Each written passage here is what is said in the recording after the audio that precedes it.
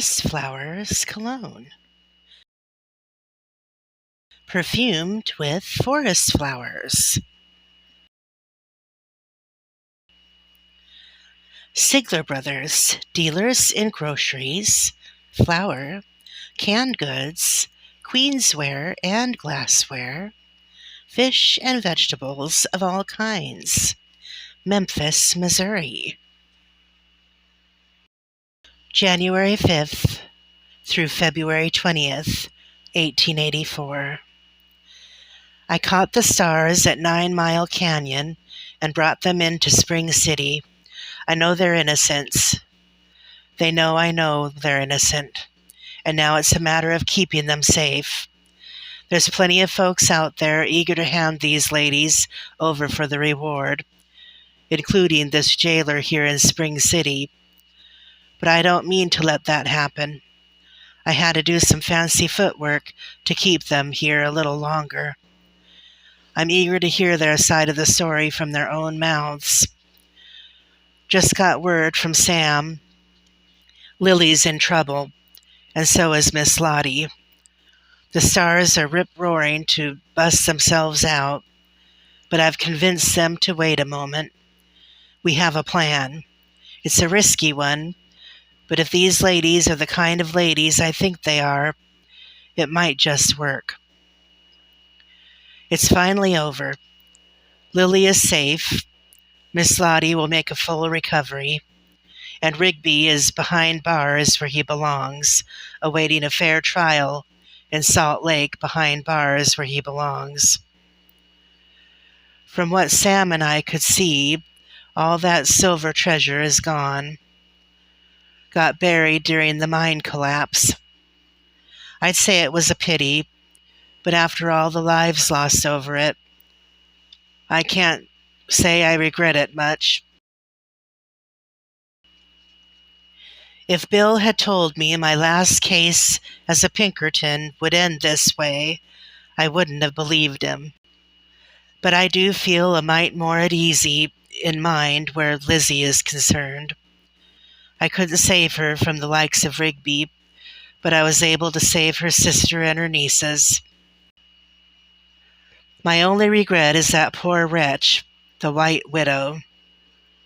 She was never a ghost, not really, but I suspect her face will haunt me till the day I die. The stars are gone. Miss Lottie is back to Mother Henning and doing good, and my Lily is more bright and lovely than the day I first saw her at that train depot back in Chicago. The wedding day is set 1 month from now, so I can do some proper courting of my little fiery Irish cairn. Mama is coming all the way from Pennsylvania to meet her, and I suspect Bill will make an appearance as well. It'll be a mighty fine day.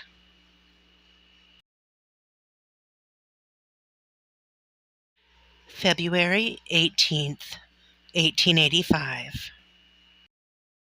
Dear Bill, well, I suppose this would be one heck of a case to end my career on if I cared one bit about fame, fortune, and the like. All's well that ends well, as the old bard says, and this definitely ended better than expected. Honestly, Bill, when I let those stars slip that sleeping draught into my coffee, I wasn't sure I'd ever wake up. But as Belladonna promised, one good turn deserves another, and they sure came through on their end. I'll start from the beginning because I'm pretty sure you're wondering what in tarnation I'm blathering on about, especially since we established the fact that the stars are innocent. Well, turns out the jailer in Spring City had a mind to collect the bounty on the stars as soon as I was ready to turn my back. Thankfully, Lafayette Peterson, my friend in Spring City, made me aware of that fact. So I had to pretend to go halvesies with the jailer on the bounty. He agreed to wait until at least March before letting Rigby know we had them, because I convinced him Rigby would inevitably raise the bounty again, so we'd walk away even wealthier if we just waited a little longer. Once I received the telegram from Sam Pearson about my Lily and Miss Lottie, Lizzie's sister, being taken hostage by Rigby, all bets were off.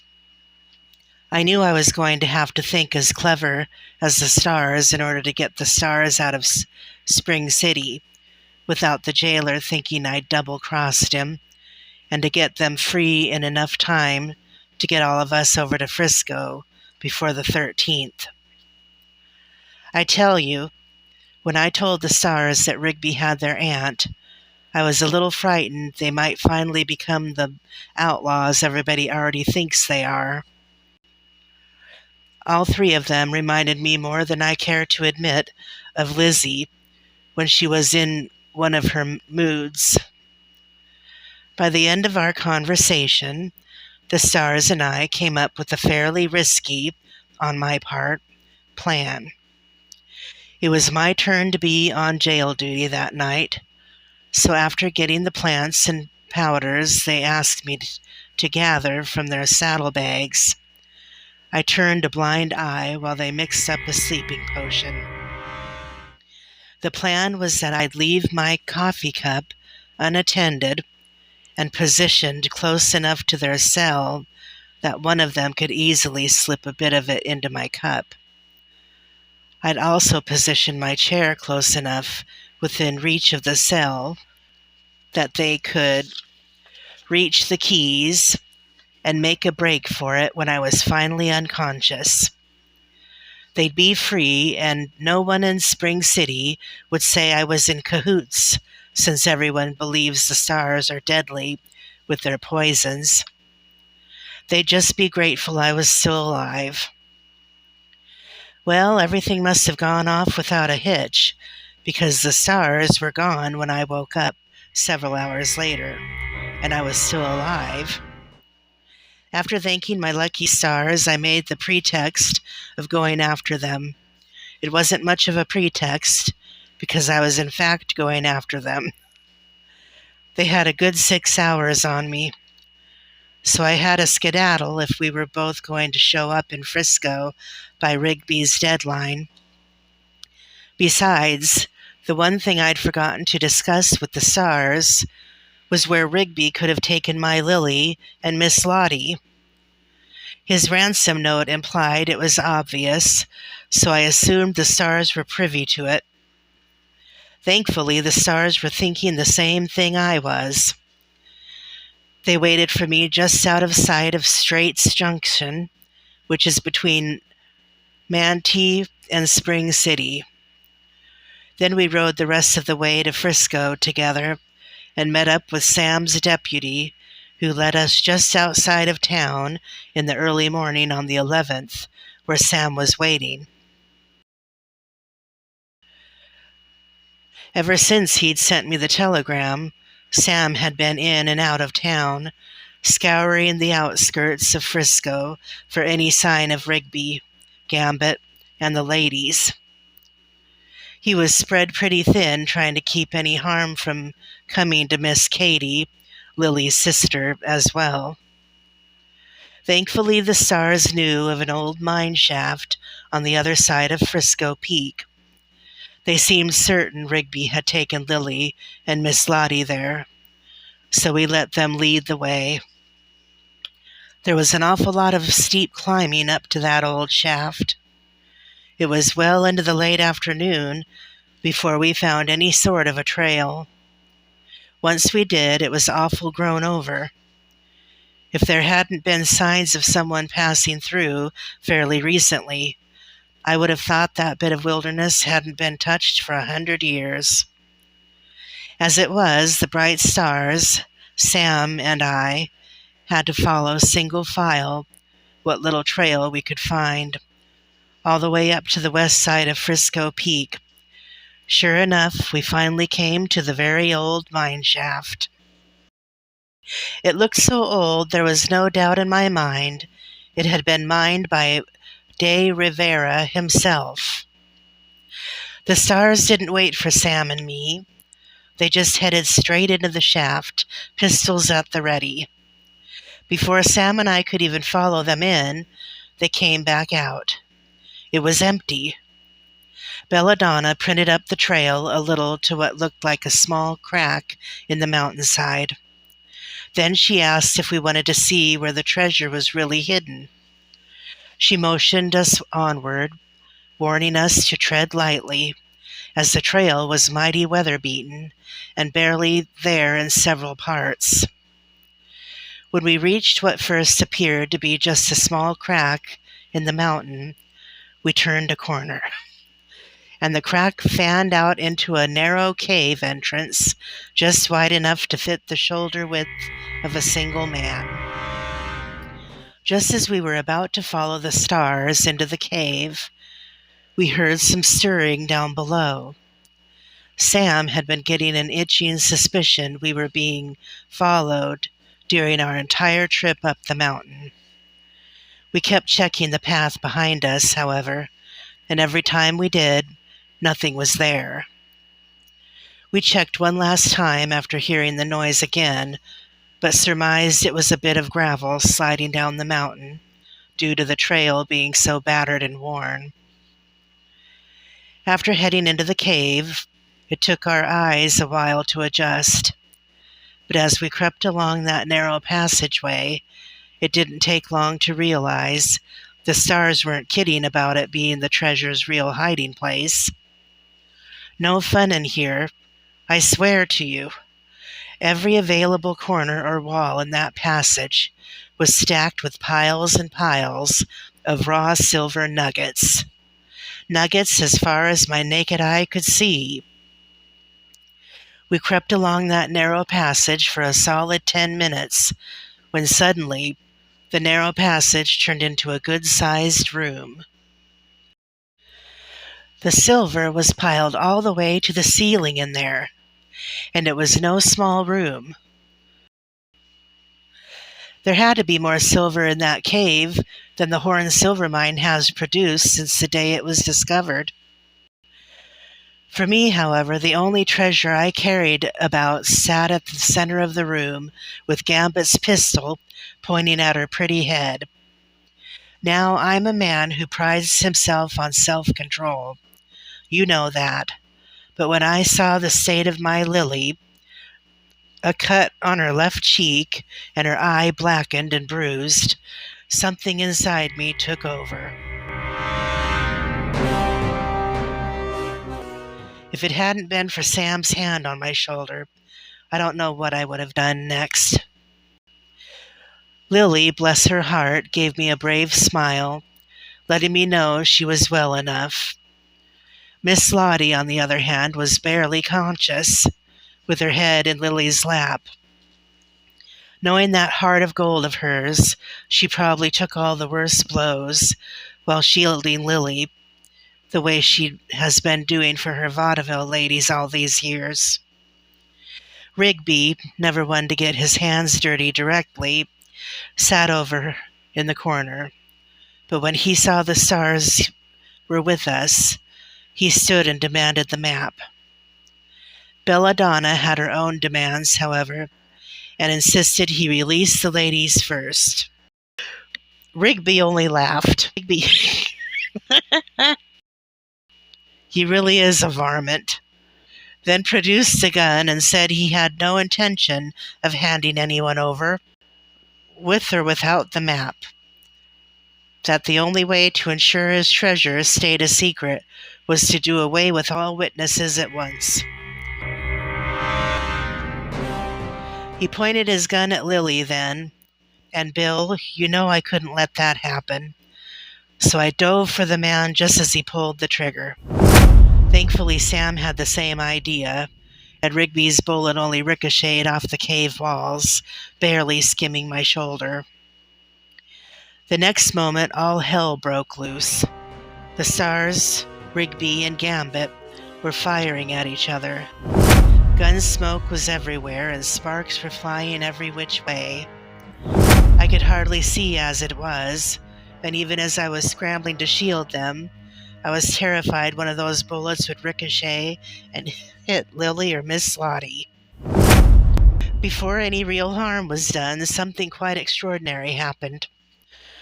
First, there was a deafening boom.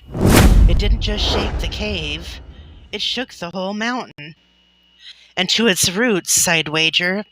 The next moment, the floor of the cave split open, and old Rigby started shrieking like a banshee as half his treasures started slipping away right before his eyes. Sam and I grabbed Lily and Miss Lottie and hightailed it out of there with Gambit hot on our heels. None of us had any idea what had happened. We had no idea that the horrid silver mine, the very lifeblood of Frisco, had just collapsed on the other side of the mountain, causing the whole valley to shake. I kid you not. It was as if God himself was pouring down his wrath on the whole valley. The earth kept jittering for several seconds after we got out of the cave.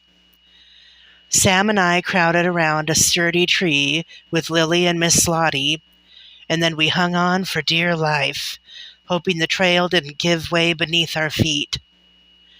When the shaking finally stopped, Rigby came stumbling out of the cave, his pockets full of silver nuggets. The stars weren't with him, nor had they followed us out. Sam and I were about to head back into the caves to find them when we heard a gunshot. It didn't come from inside the caves. I looked to Lily, making sure she hadn't been shot. She only shook her head and pointed. A few paces down the path from the cave stood a woman dressed all in white, holding a smoking pistol. "The White Widow," Lily whispered. The woman was all done up in white makeup and finery, her veil flapping in the wind. No wonder everyone thought she was a ghost. She looked just like a banshee. When I finally gathered my wits, I followed the direction her pistol was pointing and found Gambit on the other end of it.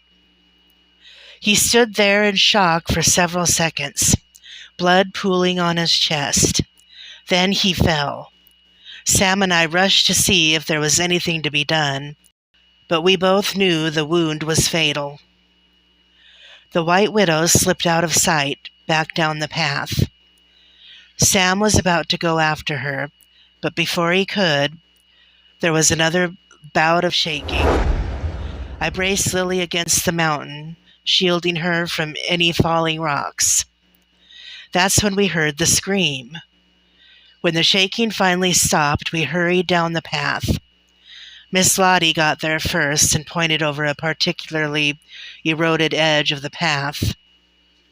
It ran right along a steep drop, and there at the bottom of a narrow ravine lay the flesh and blood body of the White Widow. It was one of the most tragic things I've ever seen.